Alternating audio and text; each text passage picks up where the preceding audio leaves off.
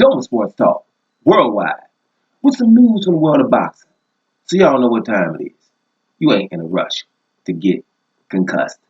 Now let's go to the middleweights, guys. You know, the middleweights, everybody's all over the place right now, right? Everybody's all over the place. We got all kind of champions. We got regular champions. We got franchise champions. We got mandatories that can get ignored by certain people. Just just all over the place. There needs to be somebody come in, arbitrary people, or company, or something, or organization that just says, you know something, you four guys have a tournament in a discussion. That's why when we have the WBSS tournaments, like that cruiserweight tournament, to find out who the best. That's why people need to get behind it. Because if you don't, then this will happen. So anyway, we had a fight for the WBA regular title. The one that really doesn't matter, but WBA has, they have a champion already, but then there's a regular one. Well, anyway, it was Murata, right?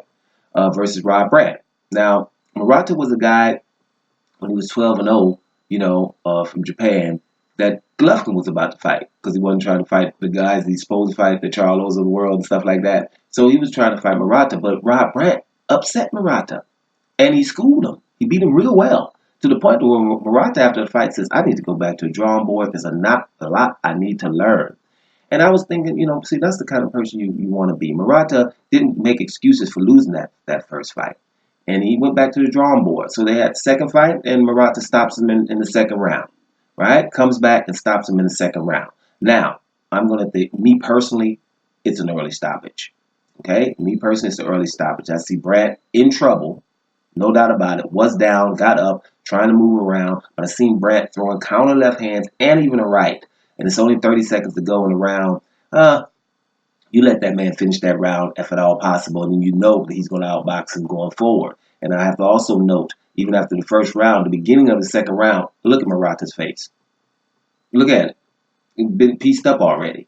I think that's an early stoppage, but whatever. At least Murata was able to come back and try to and get that win. Now, I'm going to say one more thing about that fight. It should be a trilogy. But it probably won't. But it should be a trilogy. You have one, you got outboxed and schooled totally throughout the whole fight, beat totally. The second fight is controversial stoppage. First time Murata gets the overhand, then it's over quickly, right? Yeah, this should be a third match in a neutral territory. Should be. But boxing is not ever what it should be.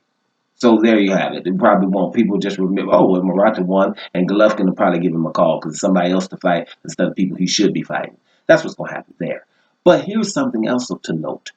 It was a rematch where the first fight, someone thinks that the second fight, the same one who won the first fight, is going to win again because he won it so convincingly. There's where Anthony Joshua should be watching this. Anthony Joshua, he can do the same thing because he was beat by Andy Ruiz Jr. to the point where most people think Andy Ruiz Jr. is going to win that second fight as well. So that would be something for Anthony Joshua to gain confidence from and motivation from, inspiration from.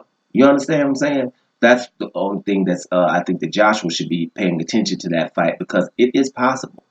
You just got to handle your business and go back to the drawing board like Murata's did and don't make any excuses. Understand what your weaknesses are. We talk about the wild principle, work on weaknesses.